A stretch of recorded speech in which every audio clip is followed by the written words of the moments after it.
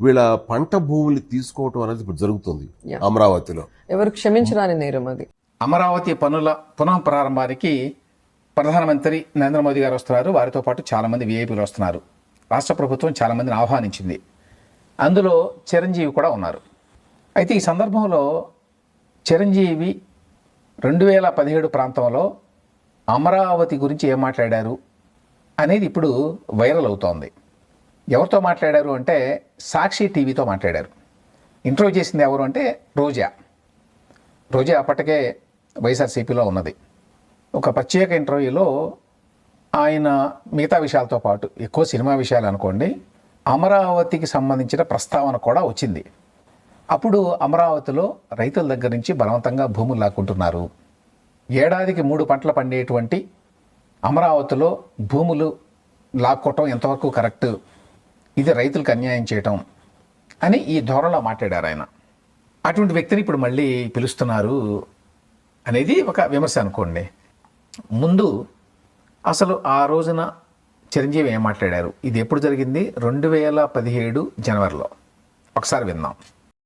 వీళ్ళ పంట భూములు తీసుకోవటం అనేది ఇప్పుడు జరుగుతుంది అమరావతిలో. ఎవరు క్షమించరాని నేరం అది. మూడు పంటలు పండేటటువంటి భూముల్ని వాళ్ళు డ్రై ల్యాండ్స్ తీసుకోవచ్చు.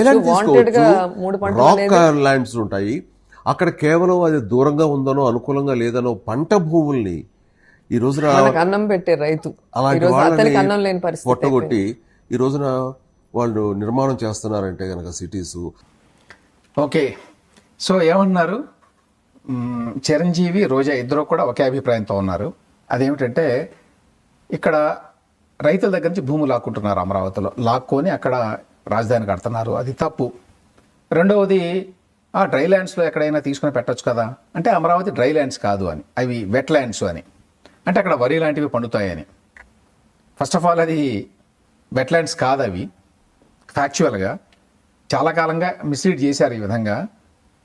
120 రకాల పంటలు పండుతాయని, అక్కడంతా వరి పండుతుందని, అక్కడ రాజధాని కడితే ఫుడ్ సెక్యూరిటీ ప్రాబ్లం వస్తుందని, ఆహార భద్రతకి ప్రాబ్లం వస్తుందట. ఏమి రాలా అప్పటికి ఇప్పటికి, ఎందుకంటే 2019 నుంచే ఇంకా అంతకుముందు నుంచే అయిపోయింది అక్కడ వ్యవసాయం. అయినా కూడా ఎటువంటి ఆహార భద్రత సమస్య రాలా ఆంధ్రప్రదేశ్లో. ఎందుకంటే అవి వెట్లాండ్స్ కాదు, అవి యాక్చువల్గా dry lands most of them. ఇక రైతుల దగ్గర నుంచి బలవంతంగా భూములు లాక్కున్నారు అనేది ఒక అబద్ధ ప్రచారం. ఆ ప్రచారాన్ని మరి చిరంజీవి కూడా నమ్మినట్టున్నారు అప్పుడు. అందుకని ఆయన బలవంతంగా లాక్కున్నారు, ఇది తప్పు అని ఏదో మాట్లాడారు. ఇక్కడ 2 విషయాలు చెప్పాలి. యాక్చువల్గా చిరంజీవిని 2015లో మొదటిసారి అమరావతి శంకుస్థాపన కార్యక్రమం జరిగినప్పుడు నరేంద్ర మోదీ గారు వచ్చారు కదా, అప్పుడు స్టేట్ గెస్ట్గా చిరంజీవిని కూడా పిలిచారు. చంద్రబాబు నాయుడు ప్రభుత్వం ఆయనకు ఆహ్వానం పంపించడం అంటే మామూలుగా పంపించాల. అప్పట్లో అయ్యన్న పాత్రుడు గారు, కామినేని శ్రీనివాసు ఇట్లాంటి వాళ్ళందరూ వెళ్ళి అధికారికంగా, కామినేని శ్రీనివాస్ అప్పుడు మంత్రి, సో అధికారికంగా వెళ్ళారు. కామినేని శ్రీనివాస్ అంతకుముందు ఆయన ప్రజారాజ్యంలో ఉన్నాడు కాబట్టి చిరంజీవి గారికి కొంచెం సన్నిహితుడు, ఆ సాన్నిహిత్యం ఉందని చెప్పి ఆయన పంపించినట్టున్నారు. పంపిస్తే అప్పుడు నాకు గుర్తు ఏమిటంటే చిరంజీవి గారు ఏమన్నారంటే, వీళ్ళు కలిసి ఆహ్వానం ఇచ్చినప్పుడు నేను రావడానికి ట్రై చేస్తాను, తప్పకుండా వస్తాను అన్నారు. రాలేదు యాక్చువల్గా నాకు గుర్తు. అయితే అమరావతి బాగా కడుతున్నారు, చాలా బాగుంది, చంద్రబాబు నాయుడు గారికి అభినందనలు, ఇట్లా మాట్లాడాడు ఆయన అప్పుడు. ఆ తర్వాత మరి కారణాలేమో తెలియదు. పవన్ కళ్యాణ్ కూడా తర్వాత అమరావతి మీద విమర్శలు చేశారు కాబట్టి ఆ నేపథ్యంలోనేమో తెలియదు. ఎందుకంటే చిరంజీవికి పొలిటికల్ డెవలప్మెంట్స్ అంత కీన్గా తెలుస్తాయని నేను అనుకోను. ఎవరో సన్నిహితులు వాళ్ళు వీళ్ళు చెప్పిన మాటలు విని ఆయన అభిప్రాయాలు ఏర్పరచుకుంటాడు. సో ఆ రకంగా మాట్లాడాడు. ఆ తర్వాత జగన్మోహన్ రెడ్డి అధికారంలోకి వచ్చిన తర్వాత ఈ 3 రాజధానుల వ్యవహారం నడిపాడు కదా, అప్పట్లో 3 రాజధానులు ఉంటే చాలా బాగుంటుంది అని కూడా ఈయన అభిప్రాయాన్ని వ్యక్తం చేశాడు. సో అది కూడా చాలామంది కోట్ చేస్తూ ఉంటారు. సో అటువంటి వ్యక్తిని ఇప్పుడు పిలుస్తారా అని కొంతమంది ఆగ్రహం వ్యక్తం చేస్తున్నారు. ఇక్కడ 2 పాయింట్లు చెప్పుకోవాలి. ఒకటి ఏంటంటే, చిరంజీవి లాంటి వాళ్ళకి చాలా బలమైనటువంటి అభిప్రాయాలు ఉన్నాయని నేను అనుకోను, పొలిటికల్ అభిప్రాయాలు ఎస్పెషల్లీ. ఆయనకి విషయాల పట్ల అంత అవగాహన ఉందని కూడా నేను అనుకోను. అప్పటికి ఎవరో ఏదో చెప్పిన దాన్ని విని ఆయన ఒకసారేమో పొగిడాడు 2015లో, 2017లోనేమో అప్పట్లో చాలామంది మాట్లాడే మాటలు అవి ఏంటి, బలవంతంగా లాక్కుంటున్నారు, పచ్చని పొలాలు వీటిని లాగేసుకుంటున్నారు రాజధాని నిర్మాణం కోసం, బలవంతంగా రైతుల దగ్గర నుంచి రైతులకు అన్యాయం చేస్తున్నారు, ఇవన్నీ. మరి అవన్నీ విని ఆయన నమ్మేడేమో తెలియదు, మాట్లాడాడు.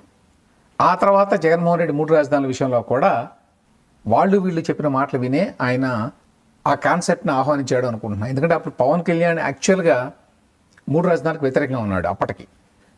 అమరావతి రాజధానిగా ఉండాలి అని చెప్పి తన స్టాండు, జనసేన స్టాండ్ అని కూడా చెప్పేశాడు ఆయన. అయినా కూడా మరి కారణాలు తెలియదు కానీ చిరంజీవి మాత్రం 3 రాజధానుల కాన్సెప్ట్ని స్వాగతిస్తూ మాట్లాడాడు. అంత మాత్రం చేత చిరంజీవిని పిలవకూడదా? నేనేమనుకుంటున్నానంటే, ఎందుకు పిలిచారు చంద్రబాబు నాయుడు గారు లేక ఆయన ప్రభుత్వం అంటే, ఆయన పవన్ కళ్యాణ్ సోదరుడు కాబట్టి అని అనుకోవట్లేదు నేను. ప్రధానంగా ఏమిటంటే, ఎవరైతే గతంలో విమర్శలు చేశారో వాళ్ళందరినీ కూడా కలుపుకుపోవాలి అనే ప్రయత్నం. జగన్మోహన్ రెడ్డి గారిని కూడా పిలిచారనుకోండి, అంటే ఆయనేమో అపోజిషన్ పార్టీ లీడరు, హోదా లేకపోయినా, కాబట్టి ఆయన్ని అధికారికంగా పిలవాల్సిందే. చిరంజీవి గారిని పిలవాల్సిన అవసరం లేదు. కానీ గతంలో ఎవరైతే విమర్శకులు ఉన్నారో, ఎవరైతే ఇన్ఫ్లుయెన్సర్స్ ఉన్నారో అటువంటి వాళ్ళని కూడా ఈ సభకి పిలిస్తే భవిష్యత్తులో అమరావతికి ఎటువంటి అడ్డంకులు ఉండవు, కలిసికట్టుగా ఉంటే రాజధాని నిర్మాణం ఎటువంటి అవరోధాలు లేకుండా జరగడానికి వీలుంటుంది అనేటువంటి అభిప్రాయంతో బహుశా కూటమి ప్రభుత్వం ఆయన ఆహ్వానించి ఉంటుంది అనుకుంటున్నాను.